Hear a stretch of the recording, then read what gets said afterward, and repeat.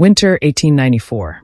Snow pressed against the windows of Wexler State Hospital as the last patients were wheeled out beneath blankets stiff with frost. The gates shut with a clang that echoed through the valley, and the keys vanished into the county safe. Officially, Wexler closed for lack of funds. But those who worked inside whispered the truth. Money was never the reason. Something inside those walls refused to die. Nurses spoke of voices behind locked doors long after the rooms were empty. Guards swore they heard screams from places that held no patients. For nearly a century, the hospital stood abandoned, silent, but never empty.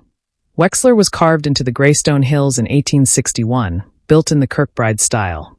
Long wings stretched like arms, meant to welcome the broken. Instead, those arms closed into cages. Families sent their kin here seeking rest and cure, but found only rot, restraints, and treatments disguised as torment. When the hospital finally closed, locals thought it was over.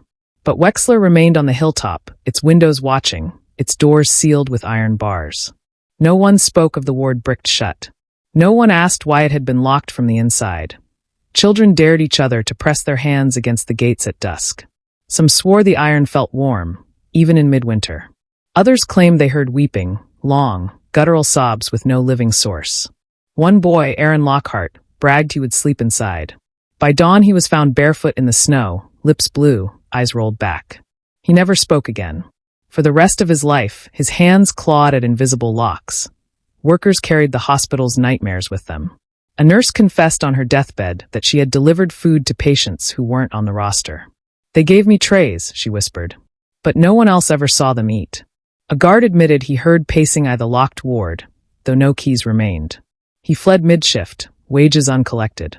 The county tried to demolish the hospital twice. Both times scaffolding collapsed, machines failed, men died. Workers refused to return, claiming the walls groaned when struck, begging not to be broken. Wexler rotted, but it waited. Hunters said the woods fell silent near its walls. Travelers swore they saw lanterns flicker in its windows. Pastors called it a gate, something that should never be opened. But curiosity always wins. The first breach came in 1972. County surveyors entered to map the ruins. Their instruments failed, compasses spun, radios hissed static. Photos returned blurred, overexposed, streaked with pale hands reaching from the walls. Only one man, Joseph Morrow, approached the sealed door. He swore he felt breath on his cheek. Weeks later, he vanished. His truck was found idling at the base of the hill, headlights still on, driver's door wide open. What set Wexler apart from other asylums was what it left behind, boxes of files. Stolen years later by explorers, they revealed that the locked ward had not held the violent or insane, but the inconvenient. Patients who remembered too much. Patients who claimed to hear things. Patients silenced in bricked rooms. One record ended with a chilling line. Subject number 47 continues to speak even in absence of vital signs. Containment necessary. Locals swore they heard fists pounding stone at night. Others dreamed of voices whispering names of long-dead doctors. The ward stayed bricked, sealed with rusted chains, until 1989. That autumn, for college students, self-proclaimed ghost hunters broke inside. They carried flashlights and cameras, laughing at their own bravado. The hospital was damp and rotting, walls peeling like dead skin. Graffiti scrawled across the halls. The air smelled of mildew and metal, like blood long dried. But when they reached the locked ward, everything changed. Frost coated the doorknobs. Their breath turned white. Chains rattled too loud for the narrow hall. A crowbar struck the bricks, and dust rolled out like smoke. With each blow, a low moan echoed, not wind, but something pulsing in rhythm with the strikes. The door finally gave. A rush of air escaped, thick, suffocating, foul with rot. The ward beyond was preserved, beds bolted, restraints fastened, sheets stained. On one door, faint chalk letters warned, "Do not let them out." Inside, they found bowls on shelves, a child's shoe, claw marks on ceilings far above human reach. Everywhere, words scrawled into wood and plaster. "Do not let them out." In the last room stood a chair. Iron restraints still locked wrists and ankles. On the wall behind it, dozens of faces had been sketched in chalk and soot, each with hollow eyes and screaming mouths. At the center, one face repeated over and over, elongated, distorted, teeth too long, black lines streaking its cheeks. Beneath it, 3 carved words. "It still listens." The dead lights flickered on, glowing faint orange. The door slammed shut. flashlights narrowed to beams fixed on the chair and its wall of faces. Then came the voices, dozens at once, layered and broken, whispering too fast to understand. When the students finally burst back into the main hall, they dropped everything. Their cameras, their crowbar. None ever returned. Point 3 vanished into silence. The fourth, Erin, remained in the valley. She withdrew from the world, but gave one final account before disappearing herself. The ward wasn't empty, she said. The walls were waiting. The moment the door opened, the whispers changed. They no longer muttered to themselves. They whispered to us. When the 4 students fled Wexler that night, they abandoned more than flashlights and crowbars. They left behind their cameras, 3 VHS tapes still humming, still recording what their eyes had seen but their minds could not hold. Weeks later, county officials entered to padlock the hospital again. 6 men, clerks, a deputy, and 2 maintenance workers. They scoffed at ghost stories, entering by daylight with the simple task of boarding windows, scrubbing graffiti, and retrieving evidence of trespass. But what they found was worse than rumor. The first camera lay in the main hall, battery drained, lens cracked. The tape inside sputtered with static, yet beneath the laughter of students, another sound grew. Voices. Low and overlapping, murmurs crowding the microphone like breath at the back of the neck. Rewound, played again, the voices sharpened into syllables. Not English. Not any language they knew. The sounds were sharp, bone-breaking, and deliberate. The second camera sat halfway down the locked ward corridor, pointed at the chained door. 17 minutes of still silence, until the chains shivered. Just once, as if pressed from the other side. The workers joked about vibrations, but their voices were faint on the recording, too far down the hall to rattle metal. The third tape ended their laughter. Found in the last room of the ward, it showed the chair bolted to the floor, walls behind smeared with chalk faces. For the first hour, the footage captured only nervous banter and flashlight beams. Then the light failed. For the next hour, the faces shifted. Lines bent. Mouths widened. The chalk seemed to twist into flesh. One clerk stopped the tape, pale, calling it damaged. The deputy would not look away. At the very end, as the battery died, a whisper cut through the static. Clear, sharp, undeniable. You opened it. Now we remember you. From that moment, the officials had a problem too large for paperwork. They couldn't destroy the evidence, nor release it. So the tapes were buried, sealed in a courthouse basement, marked lost. But silence does not last. Within weeks, nightmares spread among the men. The deputy woke nightly to the drag of chains across his bedroom floor. A maintenance worker vanished, his truck abandoned at the hospital gates, driver's door still open. In the courthouse, clerks whispered of muffled voices in the basement, footsteps trailing janitors through empty halls, wet prints leading upstairs to the records room. Rumors swelled. That the tapes carried something out of Wexler, something that clung to film like disease. A schoolteacher who claimed she'd seen them took her own life, leaving behind a note repeating 3 words 20 times. It still listens. The county condemned Wexler again. Bulldozers rolled in and failed again. Machines tipped, hard hats split clean down the middle. Crews refused to return. The hospital remained, chained doors rusting, its locked ward still sealed. But Wexler's silence bred hunger. Paranormal researchers, drifters, journalists, all entered chasing proof. Some stumbled back trembling. Some never returned. All agreed on one thing. Inside the locked ward, silence was louder than sound. And when silence bent into whisper, when chalk faces shifted in the dark, the truth revealed itself. The ward had never been sealed to protect the patients. It was sealed to protect us. But echoes do not stay buried. In 1974, nearly 80 years after Wexler's doors were locked, the last descendants of Dr. Emmeline Crane came searching. Not for thrill, not for ghost stories, but for proof. Family letters suggested Crane had hidden her true journals deep inside the locked ward, pages she believed would clear her name. She had not been complicit, the letters claimed. She had been trapped. The cousins, Laura and Joseph, were historians by training, not explorers. Yet they grew up with whispers in their blood. Since childhood, both had been warned never to say a single phrase aloud. It still listens. Their grandmother told them that once spoken, the voice would never leave. She never explained more. Armed with lanterns, tape recorders, and a faded family map, they entered through the southern wing. The air was colder there, as though Wexler exhaled winter even in midsummer. Chalk arrows marked their path, but no chalk could silence the noises that followed them. chains dragging, breaths that did not belong. The ward's chain was still intact, rusted but unbroken. They cut it. The iron groaned, too loud for silence.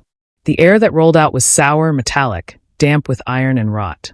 Inside, the walls bore screaming faces and spirals, symbols Laura had seen in Crane's surviving notes.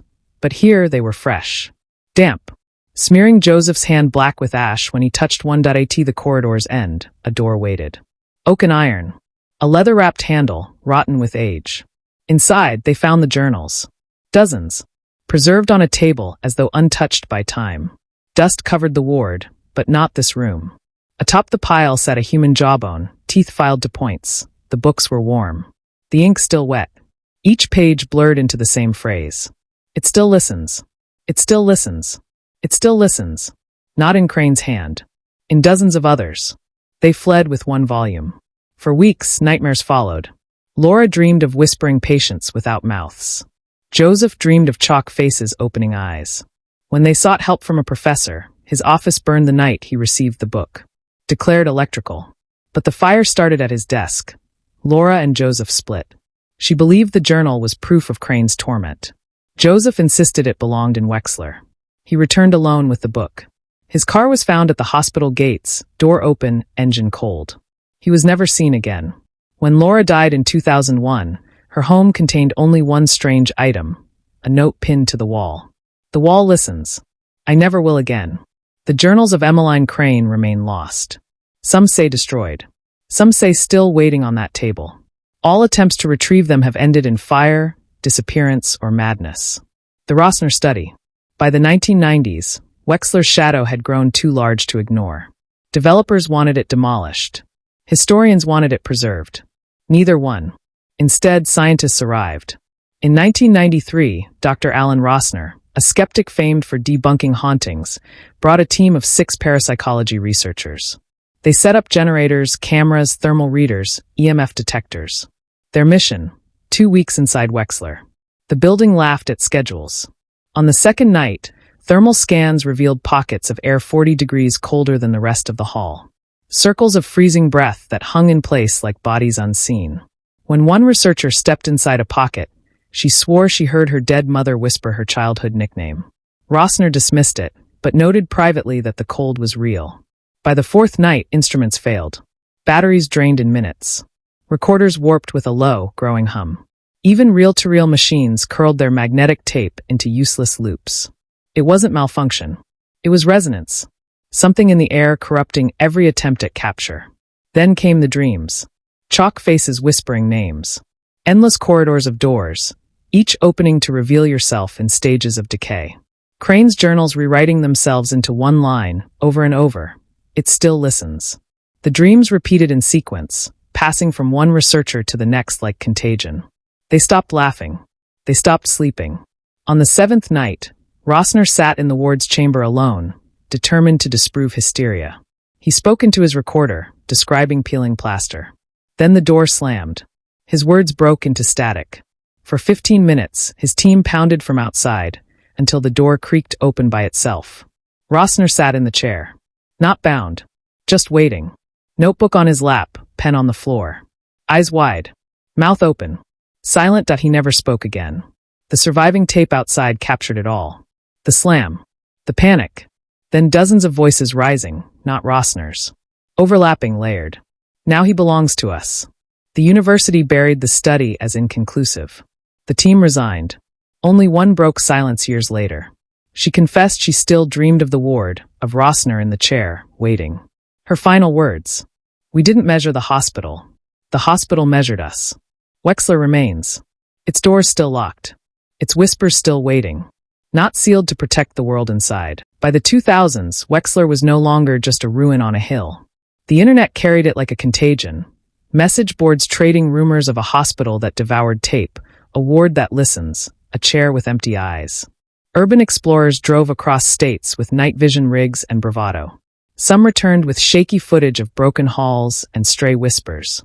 Others didn't return at all. In 2004, authorities fenced the property, condemned. Unsafe. Do not enter, and tired of rescues, declared it off limits. The fence stopped no one. It didn't stop the hospital, either. The disappearances began almost immediately. 2005. 3 men from Cincinnati filmed themselves laughing outside the locked ward. The clip ends with, "Do you hear that?" Then black. Their car was found in the lot, gear inside, doors locked from the inside. No bodies. 2008. A Virginia team uploaded a 30-second EVP. Silence, then dozens of voices repeating one investigator's name. 2 months later, he was found drowned in his tub. Ruled suicide. Friends swore he wasn't depressed, and that his lips were black with ash. By 2012, even thrill seekers called Wexler too dangerous. People woke outside at dawn with no memory of leaving. Hours vanished. Others returned home marked, scratches down their arms, welted tracks like dragged chains. The county stopped taking calls. Enter at your own risk. 2016 brought the image no one can forget. Photographer Daniel Crow posted a series from the locked ward. The bolted chair, spirals on the walls, the oak door ajar. One frame was different, dozens of pale hands pressing from inside the walls. Crow swore he shot it in total darkness. The hands were invisible to his eyes. A week later he vanished. His apartment was undisturbed. His camera sat on the desk. The memory card was empty. The photos vanished from the web overnight. Early downloaders say the images move. Each time the folder opens, hands creep closer. Mouths open wider. By then Wexler wasn't a building so much as a threshold. Hunger leaked through lenses, recordings, and memory itself. Locals heard night screams roll down the valley, some like children, some like the voices of their dead. Fields nearest the hill soured. Animals abandoned the woods. The worst sound, everyone agreed, was silence. 2019. A New York documentary crew camped outside the hospital to avoid contamination. It didn't matter. Audio logs caught chains dragging beyond the tents, children calling from the dark. A sound tech vanished from his sleeping bag in the night, shoes and coat still inside. Footprints stopped 5 feet from the tent. They fled at sunrise, leaving gear behind. Today, the county doesn't bother with fences. Locals don't walk that road after dark. Even police avoid the valley. The hospital stands with empty windows, the locked ward sunk in shadow. But new chalk spirals still bloom on its walls. Fresh screaming faces appear. No one knows who draws them. Some say no one does. What unsettles most is the consistency. From 1894 to now, every account, doctor, patient, explorer, scientist, names the same pieces. Whispers that know your name, faces that shift, spirals that point downward. And always the same phrase scored in ash and ink and dream. It still listens. What Wexler wants. Ask 10 believers, you'll hear 3 answers. It feeds on attention. Every tape, photo, and curious trespasser is a meal. It isn't the building at all, but what lies beneath. Something Havers and Crane exposed and never reburied. The ward is not a room but a door, and each visitor is simply another key turning. Whichever you choose, the result is the same. The ward waits. Chains rust. Stone crumbles. Hunger endures.